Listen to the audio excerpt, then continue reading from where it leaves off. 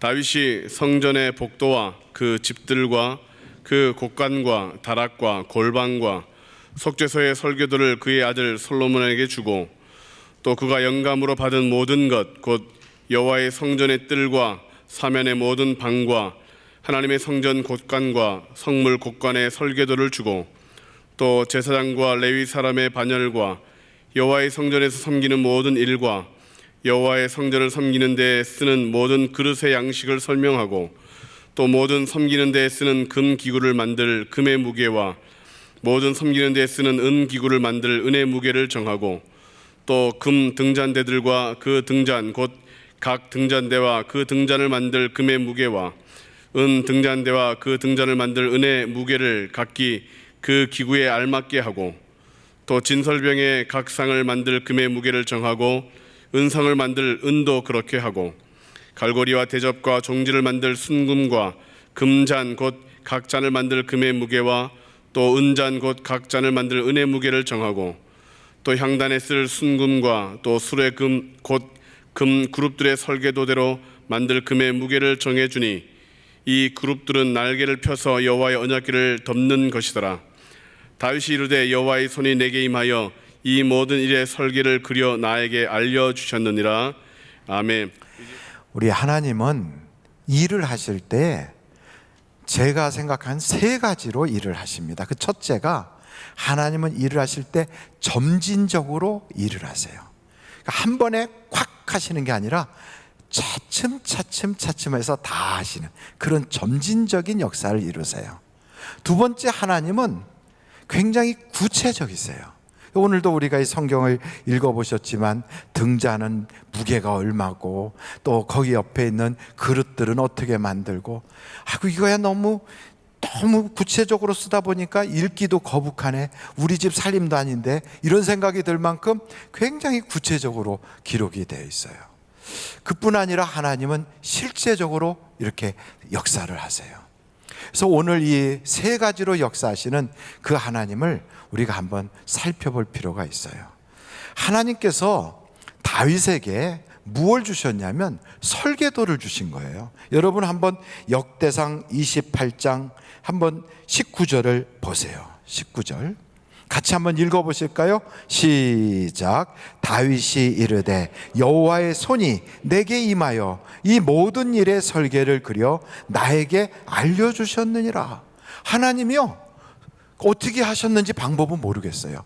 하나님의 손이 갑자기 나타나서 거기다가 설계도를 막 그려서 야 다윗아 이거 가져, 그래서 내 아들 솔로몬에게 줘서 이렇게 성전을 져라, 이렇게 하셨는지, 아니면 갑자기 하나님의 손이 다윗의 손에 딱 역사를 하셔서 다윗은 자기도 모르게 막 그렸는데 이게 하나님이 주신 설계도가 됐는지 그건 모르겠어요. 그러나 얼마나 하나님의 역사를 이렇게 해서 설계도를 딱 주셨다는 거예요. 성전이 그냥 된 게 아니라 이렇게 설계도를 주셔서 그대로 짓게 했다는 거예요. 그런데 이 하나님의 성전은 그냥 갑자기 어느 날 딱 생긴 게 아니라 창세기를 보면 이런 말씀이 있어요. 여러분 창세기 12장을 한번 찾아보세요. 1절, 창세기 12장 1절로 2절, 거기 1절 우리 한번 같이 보실까요? 제가 읽을 때 한번 눈으로 보세요. 여호와께서 아브라함에게 이르시되 너는 너의 고향과 친척과 아버지의 집을 떠나 내가 네게 어디로 가라? 보여줄 땅으로 가라. 그러니까 하나님이 보여주고 이를 그 땅으로 가라는 거예요. 그러면 어떻게 되는가? 2절 보시겠어요? 내가 너로 큰 민족을 이루고 내게 복을 주어 내 이름을 창대하게 하리니 너는 복이 될지라. 그래서 하나님이 너가 복이다, 네가 복덩어리가 이렇게 하게 해주겠다고 내가 보여줄 땅으로 가라는 거예요. 그럼 그 보여줄 땅이 어딘가? 그리고 정체를 모르고 갔어요. 어디로 갈 바를 모르고 주님이 가라는 대로 따라 나선 거죠. 그러다가 나중에 이삭을 낳고 났더니 하나님이 그때서 비로소 그 땅을 보여주세요. 한번 여러분 창세기 22장을 보세요. 창세기 22장 1절부터 보겠습니다. 그 일 후에 하나님이 아브라함을 시험하시려고 그를 부르시되 아브라함아 하시니 그가 이르되 내가 여기 있나이다. 여호와께서 이르시되 내 아들 내 사랑하는 독자 이삭을 데리고 어디로 가라? 모리아 땅으로 가서 내가 내게 일러준 보여주는 거예요. 보여준 한 산 거기서 그를 번제로 드려라. 이제 드디어 하나님이 보여주는 장소가 나온 거예요. 지금까지는 가나안 땅인 줄 알고 동서남북으로 다니고 여기로 가고 저기로 가고, 근데 하나님이 보여주는 땅이 이것이다 하고 보여주질 않았어요. 근데 그 보여준 땅이 어디냐? 모리아 땅. 거기 가서 한 산을 하나님이 지명을 해주시겠다는 거예요. 그래서 거기로 갔는데 여러분 구절을 보세요. 거기에 22장 9절, 하나님이 그에게 어떤 곳? 일러주신 곳에 이른지라. 이 아브라함이 그곳에 제단을 쌓고 나무를 버려놓고 그의 아들 이삭을 결박하여 제단 나무 위에 놓고 막 손을 내밀어 칼을 잡고 그 아들을 잡으려 하니 여호와의 사자가 하늘에서부터 그를 불러 이르시되 아브라함아 아브라함아 하시는지라. 아브라함이 이르되 내가 여기 있나이다 하매 하나님의 사자가 이르시되 그 아이에게 내 손을 대지 말라. 그에게 아무 일도 하지 마라. 내가 내 아들 내 독자까지도 내게 아끼지 아니하였으니 내가 이제야 내가 하나님을 경외하는 줄을 아노라. 이러고 이제 복을 주시는데, 여러분 그 복이 어디에 나오냐면 한번 여러분 17절서부터 보세요. 17절, 거기 22장 17절이에요. 여호와께서 아브라함의 아니고요, 창세기 22장 17절. 예, 창세기 22장 10절. 우리가 지금 보던 곳이에요. 내가 내게 뭘 주고? 큰 복을 주고 내 씨가 크게 번성하여 하늘의 별과 같고 바닷가의 모래와 같게 하리니 내 씨가 그 대적의 성문을 차지하리라. 또 내 씨로 말미암아 천하 만민이 뭘 받으리니? 복을 받으리. 이는 내가 나의 말을 준행하였음이라 하셨다 하니라. 그래서 복이 되게 하는 거예요. 그러니까 처음에는 본토 친척 아버지 집을 떠나라, 내가 너에게 지시해 줄게. 그리고 갈 바를 모르고 갔어요. 가면서 많은 일들이 있었어요. 자식 준다는데 아직도 안 주셨네. 그래서 저 이스마엘로 해야 되나 막 이런 생각하면서 세월이 갔는데 하나님이 약속의 아들 이삭을 주셨어요. 그러고 났더니 이제 그 이삭을 데리고 내가 보여줄 땅으로 가라는 거예요. 그래서 갔더니 거기가 모리아 땅이었어요. 그러고 나서 나중에 세월이 지났어요. 한없이 많은 세월이 지났는데, 그러고 나서 다윗이 다스리고 있는 바로 그때가 되었을 때 그 땅에 큰 전염병이 돌았거든요. 그랬더니 하나님이 그 전염병이 도는 그곳에 천사를 보내서 한번 보세요. 역대상 21장이에요. 역대상 21장. 역대상 21장. 방송실이 지금 막 어려울 것 같아요. 그죠? 역대상 21장 18절. 내가 절을 얘기 안 해서 그랬구나. 죄송합니다. 18절이에요. 거기 보니까 여호와의 천사가 갓에게 명령하여 다윗에게 이르시기를 다윗은 올라가서 어디에? 여부수 사람 오르난의 다장마당에서 여호와를 위하여 제단을 쌓으라 하신지라. 그래서 전염병이 막 도는데 거기 가서 제단을 쌓으래요. 하나님이 그 예배를 받으시고 그 전염병이 딱 끝나게 해주신 거예요. 그랬더니 다윗이 22장 1절 보세요. 22장 1절, 역대상 22장 1절이에요. 역대상 22장 1절. 거길 보니까 이렇게 나와 있어요. 역대상 22장 1절. 다윗이 이르되 이는 여호와 하나님의 뭐라고요? 성전이요, 이는 이스라엘의 번제단이라 하였더라. 근데 다윗은 그게 뭔지 모르고 가서 하나님이 너 여기서 예배드려. 그때 거기 가서 예배를 드렸어요. 그러고 나서 야, 여기서 예배하니까 하나님 응답 주시네. 여기가 하나님의 성전이구나.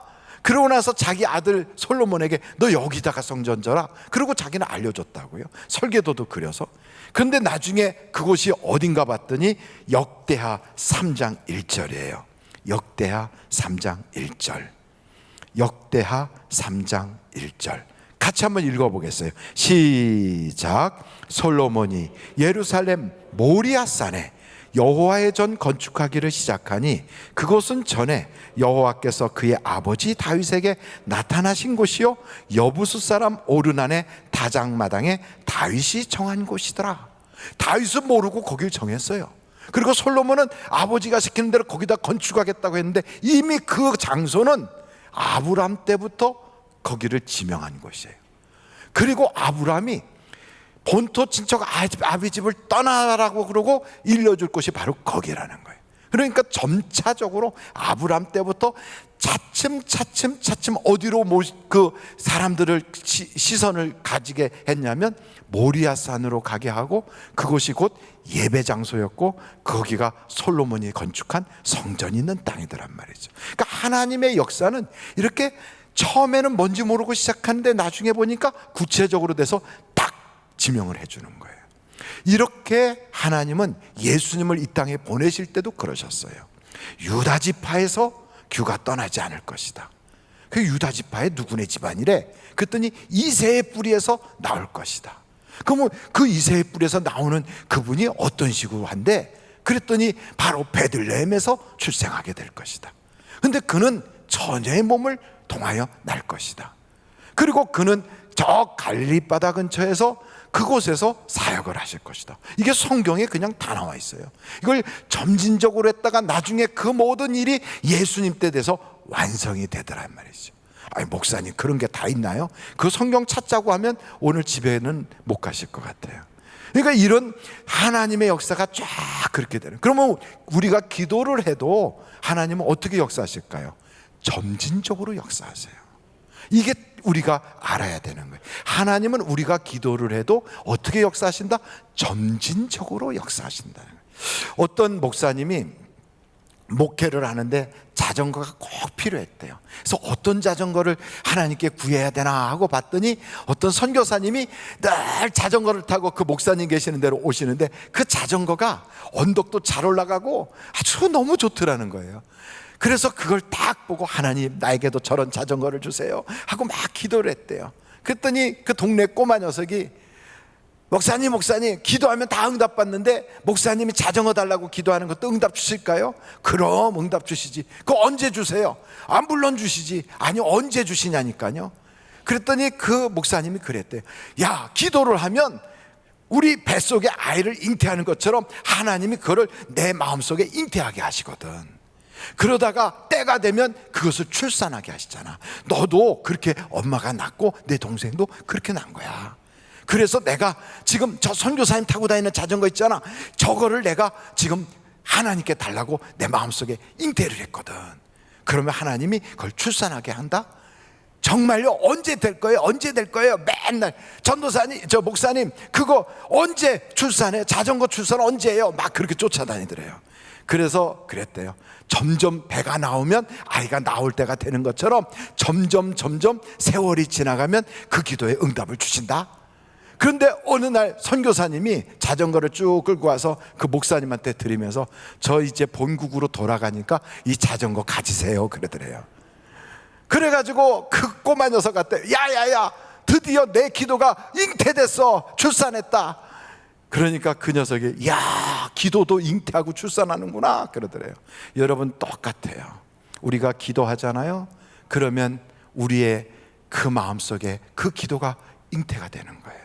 하나님께서 이미 그 기도를 들으신 거예요. 그러면 그 기도가 점점 자라서 마침내는 출산할 수 있도록 하나님이 역사해 주시는 거예요. 여러분, 죄도 점점 자라면 죄의 싹이 마침내는 사망이 되지만 기도가 점점 자라면 마침내는 응답이 되는 거지요. 우리에게도 그렇게 하나님은 점진적으로 역사하시는 거예요. 그래서 기도할 때 꼭 기억해야 될 건 낭망하지 말아야 돼요. 뭐 하지 말자고요? 낭망하지 말자. 그래서 기도는 우리 주님이 그랬거든요. 밤낮으로 부르짖어 간구하던 그 과부가 그 악한 재판장한테 가서 날마다 자기 소원을 이야기하면서 그걸 응답해달라고 하는데, 이 재판장은 하나님도 무서워하지 않고 사람을 멸시하는 아주 못된 사람이라 안 들어주는 거예요. 그런데 하도 귀찮게 하니까, 그것도 밤낮으로 하니까 내가 저 여자 저 소원 안 들어주고는 편할 날이 없겠구나 하고 들어줬다는 거예요. 그러면서 하물며 하나님께 기도하는 것을 들어주지 않겠느냐? 그러면서 절대 기도하다가 낭망하지 말아라. 여러분, 기도하면 잉태합니다. 잉태하면 출산합니다. 하나님은 이렇게 점진적으로 역사한다는 걸 여러분이 잊지 않기를 간절히 바랍니다. 오늘 이 말씀을 보면서 또 한 가지 깨닫는 건 하나님은 구체적으로 역사하세요. 얼마나 구체적으로 하는지 여기 우리가 오늘 보신 역대상에 보면 아이고 거기에 보니까 막 그릇들도 나오고 그 다음에 뭐 기구들도 나오고 등잔도 나오고 심지어는 등잔의 무게를 얼만큼으로 해라, 이게 다 구체적으로 세세하게 적어놨어요. 여기만 그렇게 한 게 아니라 노아가 방주를 만들 때도 몇 층으로 하고 창문은 어떻게 달고 재료는 무엇으로 하고, 아니 우리 하나님은요 그냥 방주 져라 그러면 될 것 같은데 그걸요 아주 구체적으로 설명해요. 그걸 보면 우리 하나님의 성품이 얼마나 구체적인가. 그래서 우리가 세상에서 하나님의 일을 할 때도 덜렁덜렁 대충대충 이렇게 하면 안 돼요. 하나님의 일을 할 때도 아주 구체적으로 아주 세밀하게 그런 마음을 가지고 기도할 때도 구체적으로 기도해야 돼요.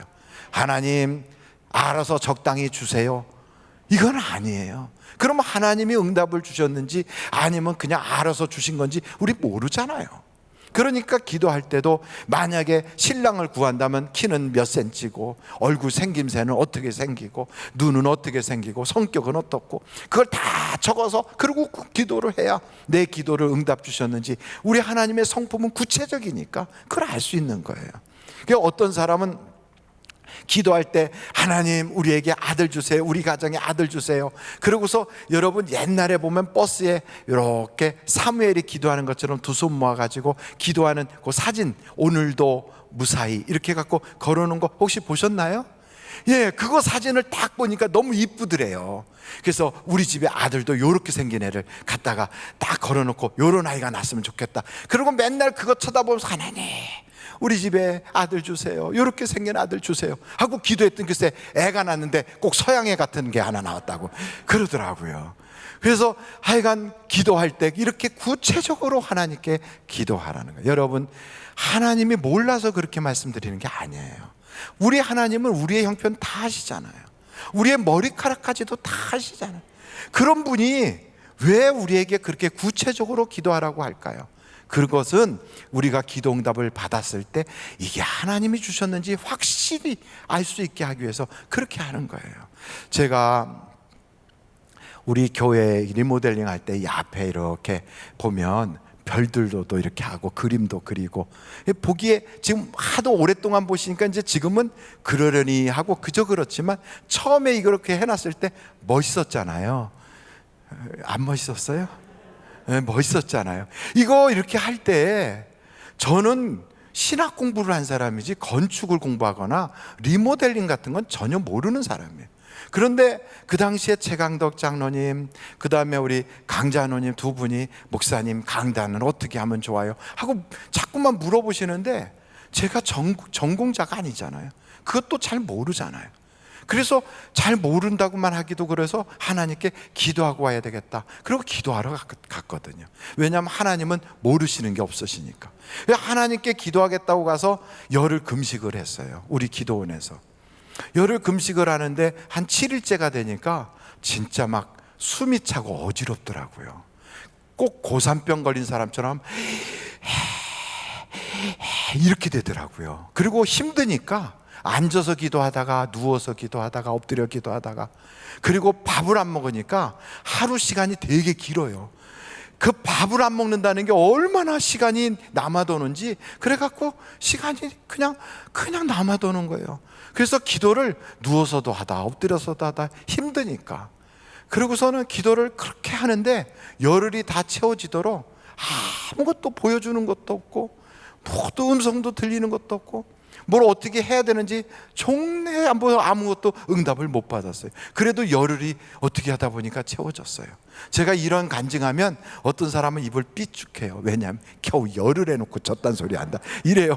나는 뭐 20일을 했는데 어떤 분은 나는 40일 금식 기도를. 근데 원래 뚱뚱한 사람은 금식을 잘 못해요. 뚱뚱한 사람은 한 끼만 굶어도요 냉장고 앞에 가서 서 있어요. 그냥 눈이 벌렁벌렁하고 막 그렇게 돼요. 그런데 제가 열흘을 했다는 건 기적이거든요. 한 3일쯤 갔을 때는 아무 생각이 없어요. 그냥 눈앞으로 밥그릇만 왔다 갔다 하고 이럴 때 입에다 사탕이라도 하나 넣을 걸 뭐 별 생각이 다 드는 거예요. 그런데도 어떻게 해서 열흘이 다 갔어요. 그리고 다 마치고 나니까 거기 계셨던 김광선 목사님 사모님이 그 뭐 동치미 국물 같은 거 하고 이렇게 해서 미음을 해서 주셨어요. 얼마나 감사한지. 사람이 먹는다는 게 그렇게 행복하더라고요. 그래서 딱 입에다 넣으니까 막 살 것 같아요. 그래서 그걸 다 먹고, 그리고 이제 차를 타고 내려오는데 그때 신용현 목사님이 아마 운전을 해주셨을 거예요. 차 타고 내려온다고 딱 고속도로 춘천에서부터 서울까지 오는 새로 만든 고속도로에 딱 올라탔어요. 그런데 차가 엄청 막히는 거예요. 그때가 아마 연휴 끝날 때쯤 돼서 그러는지 어떻게 되는지 서울로 올라가는 그 길이 꽉 막혔어요. 그런데 배가 막 아파오는 거 있죠. 배가 막 살살 아픈 게 아니라 옛날 말로 막 뱃속에서 막 구라파 전쟁이 일어난 것처럼 막 난리가 났어요. 그러니까 열을 금식할 때하고는 전혀 다른 생생한 기도가 진짜 나오는 거 있죠. 열을 금식할 때는 그냥 주여 아버지 이렇게 기도했는데 뱃속에서 이상 기후가 딱 생기니까 자동차 이거 붙잡는 거 있죠. 이거 딱 붙잡고 아버지 안 됩니다. 주여 막 식은땀이 막 뚝뚝 떨어지면서 기도가 나오는데요, 제가 평생 그렇게 열정적으로 기도한 적이 없었어요. 그렇게 기도하는데 생각이 딱 난 거예요. 서종 IC에 가면 거기에 그 건물이 있고 거기 사무실에 거기에 화장실 표시가 있는 걸 본 것 같아요. 그래서 그쪽으로 가자. 그래서 막 가는데 막혔으니까 빨리 갓길로 가. 그래갖고 막 불을 번쩍번쩍하면서 갓길로 막 달려서 드디어 서종 IC 쪽으로 확 빠졌더니 진짜 화장실이 거기 있는 거 있죠. 여러분, 그런 때 화장실 발견하면 구세주 만난 것처럼 그렇게 기쁠 수가 없어요. 그래갖고 막 차에서 내려가지고 막 화장실을 향하여 막 달려가는데 터졌어요. 열흘을 금식했으니 뭐 나올 게 있을까 싶었는데요, 그게 아니더라고요. 엄청 나오더라고요. 막 바지 사이로 막 뚝뚝 떨어지고 막 엉망이 돼가지고 이러고 막, 그러고서 화장실로 들어가서 옷을 이렇게 벗는데 와이샷 쓰고 이런 거고 뭐 러닝샷 쓰고 다 망가진 거 있죠. 그리고 막 바지도 그냥, 그래서 다 벗었어요. 이렇게 벗다 보니까 또 그게 묻은 것들이 막 뒤로 해갖고 머리로 떨어지고 막 꼴이 말이 아니에요. 너무 죄송합니다. 아침부터 이렇게 참 지저분한 말씀을 드려가지고. 그러고 있는데 또 밖에 화장실 청소하는 아줌마는 그날 연휴 끝나는 날이라서 그런지 빨리 가야 된다고 빨리 나오라고 막 그러시는데 나갈 형편은 아니고, 그래가지고서 신 목사님한테 전화했어요. 목사님, 아무래도 집에 가서 제 옷을 좀 가져오셔야 되겠어요. 그게 엄청 차가 막히잖아요. 그래서 벌써 딱 눈치채고 알았어요 가셨는데, 이게요 다 벗고서 서 있는데 마르는 거 있죠. 이게 더러워라. 그래서 이거를 씻어야 되겠다 하고 보니까 물이 그거밖에 없잖아요. 그래갖고 그걸로 이렇게 막 씻었어요. 나중에 생각해 보니까 그 물 말고 뒤에 이렇게 뚜껑 열면 좀 더 깨끗한 물이 있었는데 급하니까 그것도 생각이 안 나가지고 앞에 있는 물로 막 씻었어요. 그러고 있는데 갑자기 그때 하나님의 음성이 들리더라고요. 어떠냐 그래요. 그래서 제가 귀로 들린 게 아니고 마음으로 어떠냐 그래요. 뭐요? 그랬어요. 내 꼴이 어떠냐? 저를 이렇게 제가 봤어요. 눈물이 핑 돌면서 눈물이 뚝뚝 떨어졌어요. 또 성경에 보면 하나님이 기뻐하지 않는 제사장들은 그 얼굴에 똥을 칠해준다고 나와 있어요. 근데 딱 제 꼴이 그런 거예요. 그래서 눈물이 나서 눈물을 뚝뚝 흘리고 화장실에서 그러고 서 있는데, 너는 원래 별 볼 일 없는 놈이야. 저한테 그래요. 너는 원래 별 볼 일 없는 놈이야.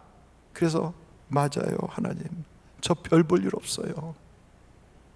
그랬더니 한참 계시다가 그러나 내가 이제부터 별 보게 해줄게 그러시는 거예요. 너뿐이 아니라 너희 모든 교인들이 별을 보게 해줄게. 그래서 그때 어떤 식으로 별을 보여준다고요? 그랬더니 이거를 보여주신 거예요. 이거를. 그래서 와가지고 제가 장로님 그 두 분에게 이 말씀을 드렸어요. 여기다가 이렇게 별을 좀 하자고. 그랬더니 비춰서 하는 거냐고. 그건 아니고 이 별이 그냥 이쪽에서 이렇게 반짝반짝하게 한번 별 좀 보게 좀 한번 해줘봐요. 이렇게. 물론 지금은 환해서 잘 안 보이지만 그때 하나님께서 이걸 보여주신 거예요. 야, 얼마나 구체적으로 쫙 해주시는지. 여러분, 하나님의 역사는 우리에게 구체적으로 역사하십니다. 뿐만 아니고 하나님의 역사는요, 실제적이에요. 실제적. 그게요, 무슨 꿈꾸다가 이렇게 하고 배고픈데 하나님께서 배고픈 걸 그냥 잊어버리게 해가지고 그냥 이렇게 해결되게 하거나, 몸이 아픈데 안 아픈 것처럼 생각이 들어가지고 아프긴 아프지만 안 아프게 생각이 들어서 넘어가게 하시거나, 이런 하나님이 아니에요. 하나님의 그 역사는 배고픈 사람에겐 먹을 걸 주시고요, 아픈 사람에겐 치료의 광선을 비춰주시고요, 망한 사람에겐 다시 일어나게 실제적으로 해주시는 분이에요. 그래서 성경에 보니까 사도 바울이 죄수의 몸으로 로마로 끌려가잖아요. 그 끌려가는데 글쎄 배를 탔는데 아무도 그를 인정 안 해요. 왜냐하면 죄수니까. 그리고 무슨 죄를 지고 가는지 모르니까 아예 말도 안 걸지요. 군인들도 그 사람은 취급을 안 해요. 사람 취급을 못 받아요. 그런 상태에서 배를 타고 가는데 유라굴로 광풍이 불었잖아요. 근데 그 광풍이 불었을 때 실제적으로 광풍이 분 거란 말이에요.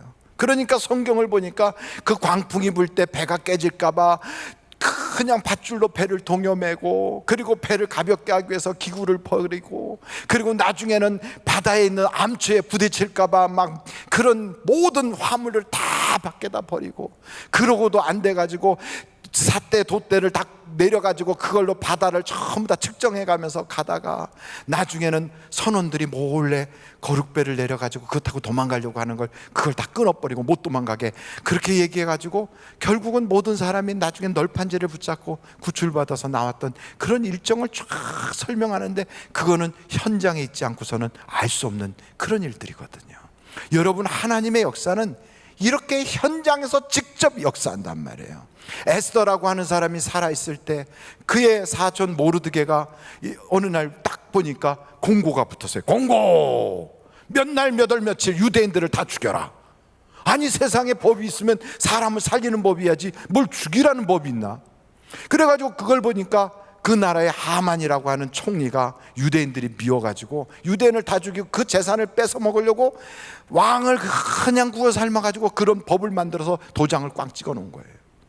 이런 엉터리 같은 법이 세상에 어딨나. 그런데 살 길이 없어. 유대인들은 다 그 당시에 페르시아라고 하는, 지금의 이란이라고 하는 나라에 노예로 끌려가 있는 판에 어떻게 자기들이 권력도 없고 힘도 없는데 살아날 길이 없잖아요. 그런데 하나님께서 미리 그 왕의 궁궐에 왕비를, 유대인을 집어넣는 거예요. 그게 누구냐? 그게 에스더였거든요. 그래갖고 모르드게가 에스더한테 연락을 취하는 거예요. 너가 지금 거기 있다고 너 혼자 안전한 줄 아냐? 너를 통하여 하나님이 유대인을 구원하시려고 하니까 너 반드시 왕에게 이 사실을 이야기해서 우리가 살아날 수 있도록 해라. 그랬더니 에스더가 뭐라고 얘기하냐면, 지금까지 왕을 만나지 못한 지가 몇 달이 지났대요. 근데 왕이 미리 허락해서 만나기로 예약된 사람만 왕의 앞에 나가서 왕을 만나지, 예약되지 않은 사람, 선약되지 않은 사람이 나가면 칼로 쳐서 죽여버린대요. 그가 누가 됐든. 그래서 자기가 왕 앞에 나가면 선약되지 못한 사람이라 자기가 비록 왕비라고 할지라도 죽는다는 거예요. 그래도 왕에게 가서 꼭 이 사실을 말해라. 그랬더니 에스더가 성경에 보니까 그러잖아요. 죽으면 죽으리다. 여러분, 한번 그 에스더서를 한번 찾아보실까요? 에스더 4장이에요. 에스더 4장 1절 먼저 보겠어요. 모르드게가 이 모든 일을 알고 자기의 옷을 찢고 굵은 베옷을 입고 죄를 뒤집어 쓰고 성중에 나가서 어떻게 했어요? 대성통곡. 울어도 그래도 안 돼. 할 수가 없어요. 그런데 여러분, 거기에 보니까 16절을 보세요. 16절. 그 에스더한테 연락을 했대. 에스더가 이렇게 말하잖아요. 당신은 가서 수산에 있는 유다인들을 다 모으고 나를 위하여 금식하되 밤낮 3일을 먹지도 말고 마시지도 마소서. 나도 나의 시녀와 더불어 이렇게 금식한 후에 규례를 어기고 왕에게 나아가리니 죽으면 죽으리이다. 여러분, 생명을 걸고 하나님께 매달리면요, 하나님이 실제적인 역사를 해주시는 거예요. 그래서 에스더서에 여러분 어떻게 응답을 받았는가? 응답받은 이야기가 에스더 9장에 보면 나와요. 22절, 에스더 9장 22절. 이달 이날에, 그 바로 위에 보면 몇 월 며칠이라 다 나오는데 그냥 이달 이날에 유다인들이 대적에게서 벗어나서 평안을 얻어 슬픔이 변하여 기쁨이 되고 애통이 변하여 길한 날이 되었으니 이 두 날을 지켜 잔치를 베풀고 즐기며 서로 예물을 주며 가난한 자를 구제하라. 그러니까 여러분, 기도했더니 슬픔이 변하여 기쁨이 되는, 얼마나 그들에게 꿈같은 축복이 찾아왔겠어요. 하나님의 역사와 응답은 실제적이다 이 말이에요. 그래서 여러분 가정에, 여러분의 삶 터전에, 자녀에, 여러분 자신의 어떤 문제가 있다 할지라도 하나님은 이렇게 역사해요. 점진적으로 역사하세요. 아주 주밀하신 분이라 구체적으로 역사하세요. 그리고 실제적으로 역사하세요. 이런 하나님은 오늘도 살아계시기 때문에 우리와 우리의 모든 형편을 직접 보시고 기도할 때 응답을 주신다고요. 그래서 성경에 구하라, 그럼 주신다고 돼 있어요. 찾아라, 그러면 내가 얻게 해줄게. 늦었어, 끝났어 해도 문을 두드리래요. 그러면 열어주신다는 거예요. 우리 하나님은 살아계신 분이에요. 여러분, 그 하나님께 한번 같이 기도하지 않으시겠어요? 우리 다 같이 예수여를 3번 부르고 통성으로 간절히 기도하시겠습니다.